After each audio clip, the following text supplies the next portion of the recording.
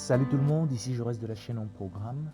Nous nous retrouvons aujourd'hui pour une nouvelle vidéo sur la formation Flutter CRUD dans laquelle nous allons voir comment supprimer des éléments dans la base de données. Donc, dans l'épisode précédent, nous avons vu comment effectuer des modifications sur des éléments insérés dans une base de données. Maintenant, nous allons voir comment supprimer définitivement une donnée dans la base de données. Alors, si tu n'es pas encore abonné, je t'invite à le faire et d'activer la cloche de notification pour ne louper aucune vidéo de la chaîne en programme. Donc, pour ce faire, nous allons d'abord, car l'utilisateur ne peut supprimer en fait que ses propres publications. Donc, si nous cliquons sur modifier, nous allons en fait reproduire ce même schéma-ci. Donc, ce qui veut dire que nous allons tout simplement sur la page update, bien évidemment, update.date, update page.date. Nous faisons la copie de la première classe qui liste en fait les éléments de l'utilisateur. Donc, je copie cette classe-ci, CTRL-C. Nous créons une nouvelle page que nous allons appeler delete page. Nous faisons delete page, voilà. Et dans delete page, je colle ma nouvelle classe. Donc, contre delete page, bien évidemment, pensez à mettre l'extension date. Delete page point date. Voilà. Ensuite, je modifie, bien évidemment, post user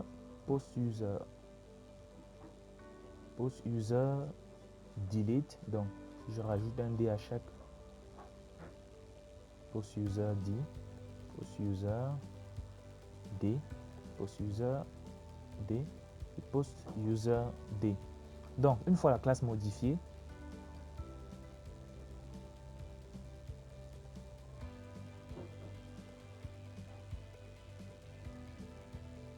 nous mettons d'abord cette partie en commentaire.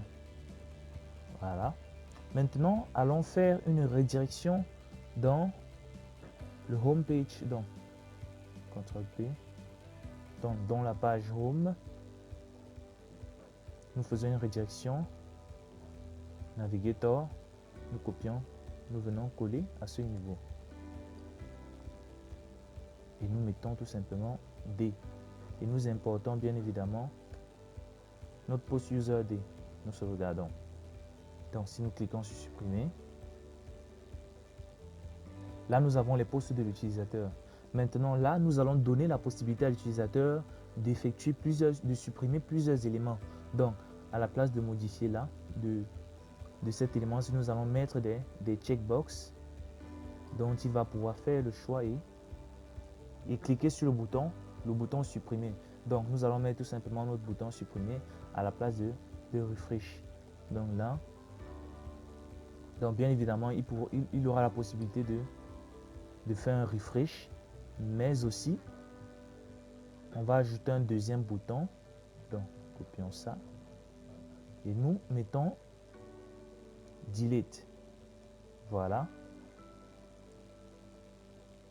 Après le delete, changeons l'icône en rouge.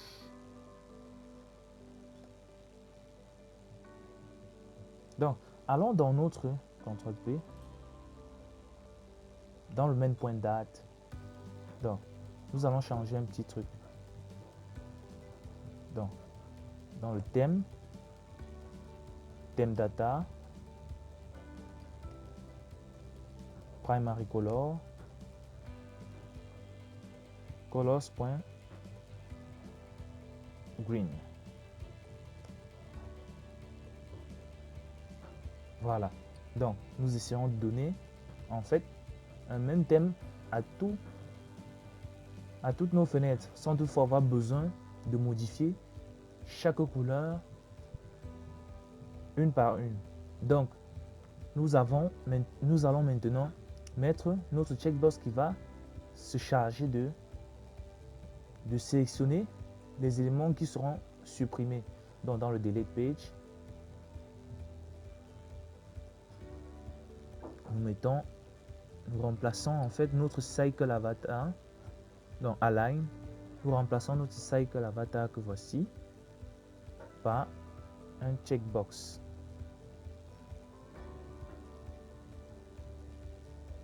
Supprimons correctement.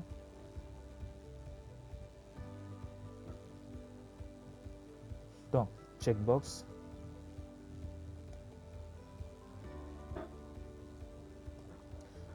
Deux éléments seront essentiels dans notre checkbox. Donc, nous aurons d'abord value. Donc, nous mettons à false d'abord. On change. Bool. Value. Donc, on change en fait va récupérer la valeur lors du basculement, lorsque l'utilisateur va faire des changements. Donc, nous avons déjà des checkbox. Maintenant, si nous constatons, nous allons voir que notre checkbox est inactif. Déjà, pour gérer en fait la totalité des éléments, nous devons créer une liste qui va contenir chaque valeur de chaque checkbox. Donc, nous allons l'appeler liste value check. Voilà. Égal. Donc, une liste vide. Donc, nous précisons le type de la liste, bien évidemment. Bool. Et maintenant, pour supprimer un post, on aura besoin en fait de son ID. Donc, list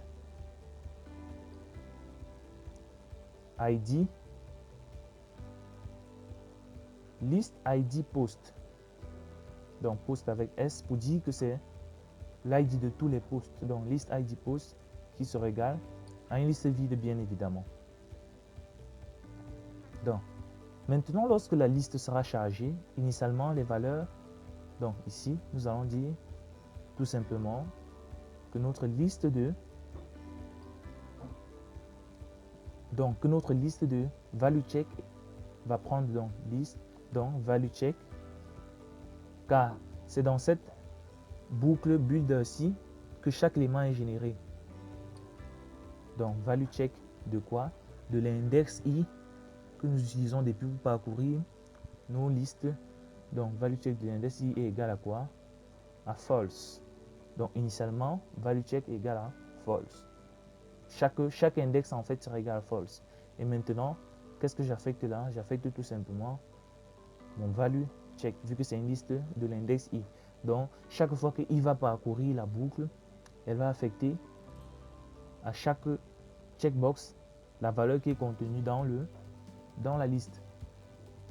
Et dans le onChange, le onChange nous permet tout simplement de changer la valeur du checkbox. Donc, value check de i qui serait égal à quoi?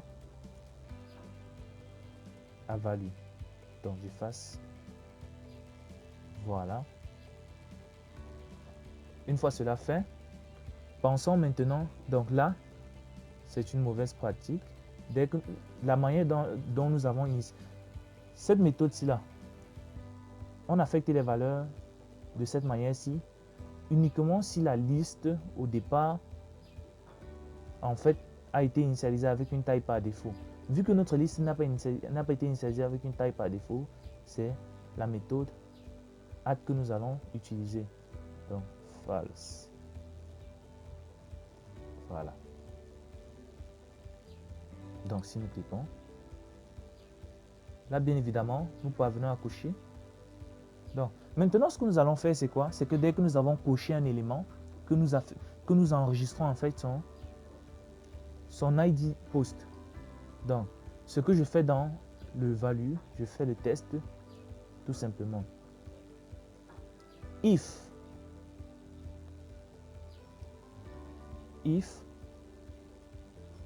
value, donc si value check, donc pour que vous compreniez facile. Donc si value check de i, ça veut dire que si la valeur qui est contenue à l'indice i est égale à true, ça veut dire que on a coché. Donc bien évidemment, qu'est-ce que l'on fait? On fait id post point add de post point id post. Donc ce que j'ai fait là c'est quoi? C'est dit tout simplement que vu que post récupère à chaque tour de boucle, post récupère En fait, tous les éléments d'un post, qu'est-ce que l'on fait? Si on a checké, bien évidemment, que l'on enregistre dans la liste des posts la valeur de notre post. Dans le cas contraire, else, ça veut dire que l'on a décoché, que l'on fasse id post.remove. Car si nous ne faisons pas cela, la valeur, même après avoir décoché, sera toujours contenue dans notre liste. Post.id, id post. À titre d'exemple, faisons tout simplement print de id post pour voir les éléments qui sont contenus. Donc si nous décochons, là nous voyons la liste est vide. Si nous cochons, là nous voyons que ça a coché ninja. Les ninjas en fait correspond au poste numéro 6. Si nous cochons, là nous voyons qu'il a ajouté le poste numéro 1 dans notre liste. Donc, cette vidéo se fait déjà longue. Je propose que nous nous retrouvons dans le prochain épisode dans lequel nous allons envoyer maintenant ces ID dans la base de données pour ensuite supprimer chaque poste correspondant à l'ID en question. Donc, n'hésitez pas à vous abonner et d'activer la cloche de notification pour ne louper aucune vidéo de la chaîne en programme. Si vous avez des préoccupations, posez-les en commentaire. Je me ferai un plaisir de vous répondre. À la prochaine pour une nouvelle vidéo.